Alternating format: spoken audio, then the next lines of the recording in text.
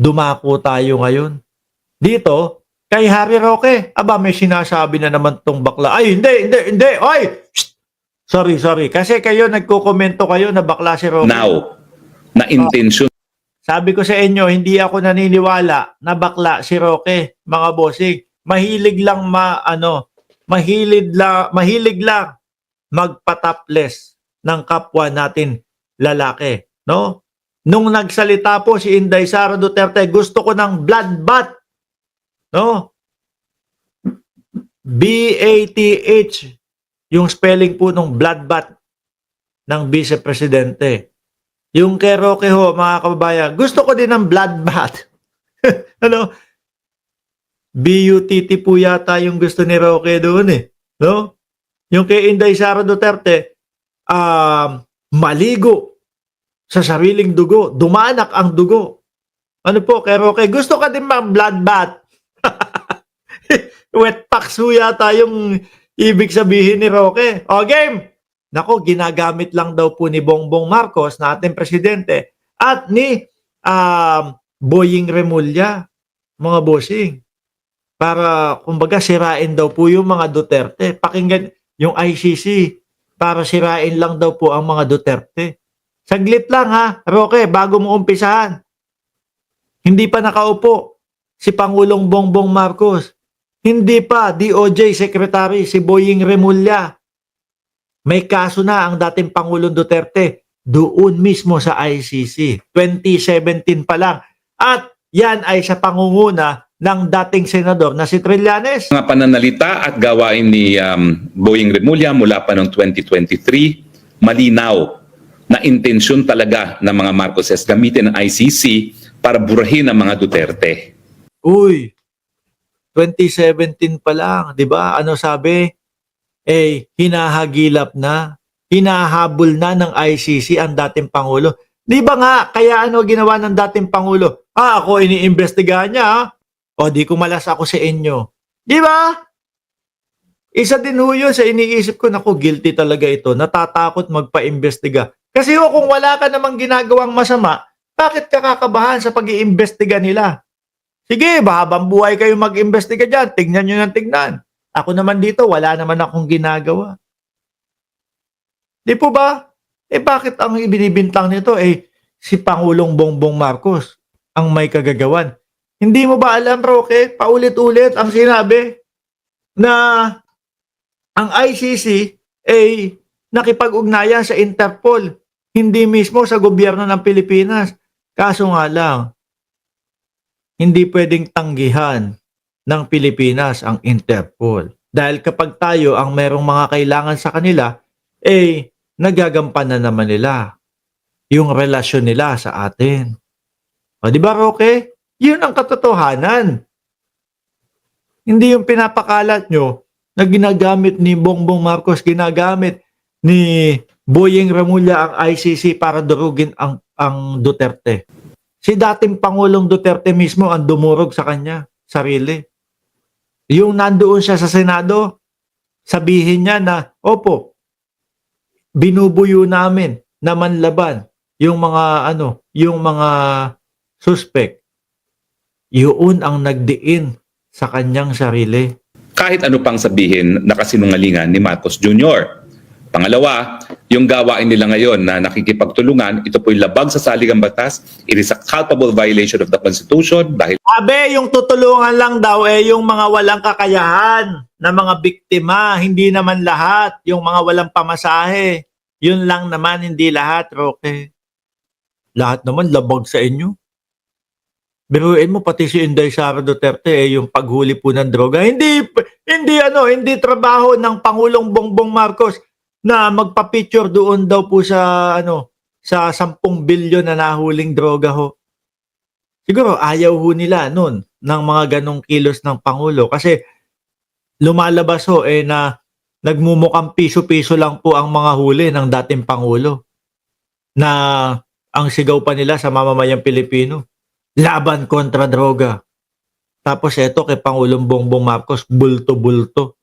Nagagalit ho siguro si Inday Sara Duterte. Ayaw niyang matabunan yung mga piso-piso na huli ng dating Pangulo. 'Di ba? Mark Rivera at Diril at Maymay de Guzman Vlog. Oh, Isang Korte Suprema at mga bababang kapulungan lamang ang kinikilala ng saligang batas na dapat mag-exercise ng judicial powers. Ito po ay culpable violation of Constitution, dahilan para mapatalsik ang presidente sa isang sumigaw ka na. Halika na, pumunta ka na ulit sa EDSA. No, magsigawan na ulit kayo, 'di ba, Sir Ed Gonzales Angeles? Sigawan na ulit kayo. No? Dapat sabay-sabay na pag nagsigawan kayo. O nandiyan na din si Rego Adventure. Pag sumigaw kayo, sabay-sabay, ang kalaban ng kabaklaan ay kabadapan. Ay, hindi, mali. Sorry. Iba pala yung sinabi nila, mali. Ang kalaban ng kasamaan ay kadiliman. O vice versa. Nang tinapat, 30 na lang yung isinama mo, hindi pa magkasabay-sabay. O total, yan, sinasabi mo, linalabag ng presidente ang konstitusyon. Aba, mag-rally ka na ulit sa Pilipinas. Halika, uwi na. Dali. Kaso ho, mga kababayan, kapag ka nag-rally itong mga to, 30 kasama, hindi pa po alam kung ano yung mga sasabihin. Halata po na, halika, basta sama ka sa amin. Sisigaw tayo doon. O, hindi alam kung ano yung mga pinaglalaban. impeachment complaint. At pangatlo, ang motibo ngayon ng gobyerno sa lantarang pagtutulungan, hindi lang sa pag-surrender kay Tatay Digong, o hindi na rin yung paggagastos para sa mga testigo labang kay Tatay Digong, ay para Ayaw din ni Roque yun. Yung mga testigo na mga walang kakayanan na gumastos sa di ba? Kumbaga, ang taong bayan, sasabihin, natural lang yan. Mga kapwa natin Pilipino yung sinasabi na sila ay nabiktima Siyempre, kahit pa paano, aalalay ang gobyerno ng Pilipinas para makamit nung kapwa natin Pilipino yung ano tawag diyan sa Tagalog, mga bossing, hustisya. 'Di ba? Hindi dapat pinapatula si Chupaeng, sabi ni Rodolfo Garcia. nga po ma-dismiss yung sinasabi ni Tatay Digong na wala ng jurisdiction ng ICC dahil ang pagkilala ng gobyerno ng Pilipinas sa jurisdiction ng ICC sa pamamagitan ng pagbibigay tulong at kooperasyon sa hukuman ay nagpapakita na kinikilala ng gobyerno natin ang jurisdiction ng ICC. Hindi, pamasahe lang naman siguro yung ibibigay, hindi naman kumbaga, sige, punta kayo doon. Eto. Nabubisit kasi sila. The more na madami ho ang pumupunta, the more na madami yung mga magiging testigo ho, mga kababayan, the more nalulubog ho ang dating Pangulong Duterte. Diba, Cheryl Santa Maria, Leo Glenn Tumala, Sir Mark, magagamit ulit ng mga bata yan na pulot sa kalsada para makaisa.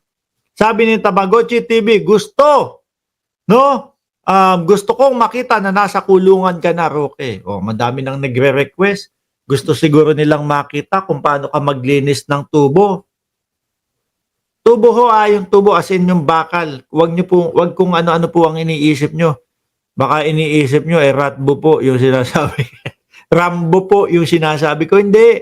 Sa kulungan po, sa loob ng kulungan, mga bossing, naglilinis po sila doon. Siyempre, yung mga kinakalawang, para wag kalawangin, linisin ang tubo.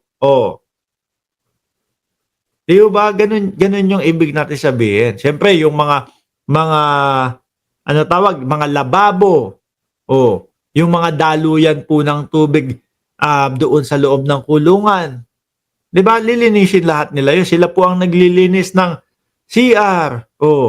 Bunganga ni Roque, parang puwet ng baboy. Sarap sa patusin niyang bunganga ng puganteng Roque na. Pugante ka daw, Roque, Ayaw pa naman nitong masasabing pugante siya. Sa madaling salita, tinraidor ng Marcos Jr. ang Republika ng Pilipinas. Wow! May ganun pa, Republika ng Pilipinas, si Digong lang naman ang dinala sa Hague. Sa pagkilala sa jurisdiksyon ng isang hukumang dayuhan na wala ng karapatan na litisin at kahit sinong Pilipino. Nakiusap nga sa Interpol nakipag-ugnayan sa Interpol. Hindi pinapayagan ng gobyerno ng Pilipinas. Kaya lang, syempre, dumaan doon sa Interpol. Sa lagay, kapag tayo ang may pakiusap sa Interpol, tayo, lagi silang sumusunod sa atin. Tapos pag tayo na, tablado sila.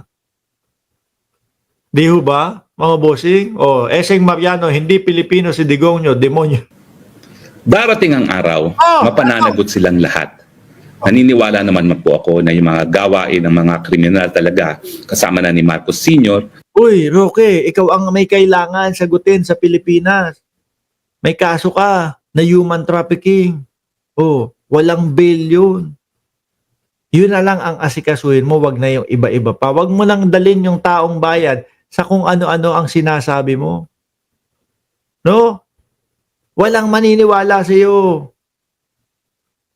Walang maniniwala kasi kami lahat alam namin kung ano ang totoong nangyari. Kaya ka napunta sa pagtatago dahil hindi mo maipakita sa Kongreso yung patunay na yung kaperahan mo ay hindi galing sa Pogo. at ni Marcos Jr., panandalian siguro, magiging mailap ang katarungan. Pero bilog po ang gulong ng katarungan. Ngayon po, ang katarungan. Dati nasa ibabaw kayo, ano? Kaso eto, nahalungkatan ka ng bank account doon sa loob ng Pogo. Kaya nga doon nag-umpisa ho mga kababayan, yung nakita na meron silang joint account ni A.R. de la Serna. Nakitaan na halugugan siya nung mga dokumento na lalabas sila ng bansa ni A.R. de la Serna na mas pinili na travel companion si de la Serna para magturok ho ng insulin. Kasi nga daw ho, meron daw ho itong diabetes, mga kababayan. Ako ho, mas pipiliin ko, yung misis ko ho ang kasama.